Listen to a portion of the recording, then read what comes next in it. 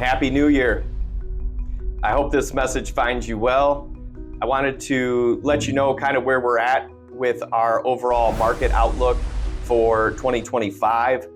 As of today, the trends for both the stock and the bond market overall do still remain positive based on the indicators that we follow. However, we are watching a few situations throughout the year. They will probably be topics of conversation throughout the whole year.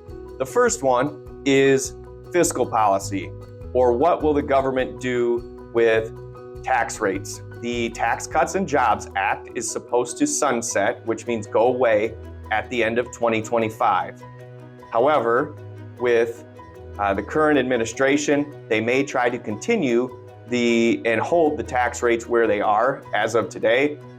There may be some people in Congress that are concerned about the overall budget deficit, and there may be discussions about how to balance that. So that is something on the horizon that will probably get a lot of conversation this year.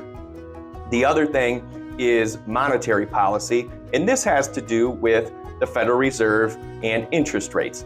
And so far, over the last few years, it's been this balancing act of, is inflation coming down, and can the Federal Reserve continue to cut interest rates and loosen that up a little bit? There was some volatility in the bond market at the end of 2024, and I feel that this was due to the inflation uptick that happened as we went into the end of the year. However, overall, the trends for inflation do seem to still be coming down. But like I said, it is kind of a balancing act here, and they don't want to cut rates too fast because they're worried that inflation may go back up. So more to come on that. I don't feel, in my opinion, that they will probably cut rates over the next few months, probably something they reconsider over the summer. And then the last thing I'd like to talk about is the geopolitical climate. And we have a number of conflicts continuing overseas.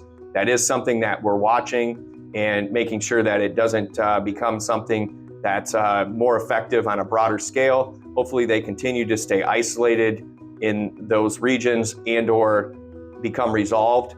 But also furthermore with that would be tariffs and trade conversations and what that might mean for the international and US markets.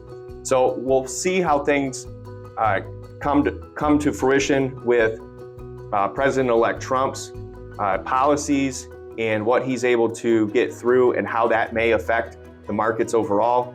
If you have any questions about any of this or your accounts on an individual basis, please feel free to give us a call. We'd be happy to discuss things with you.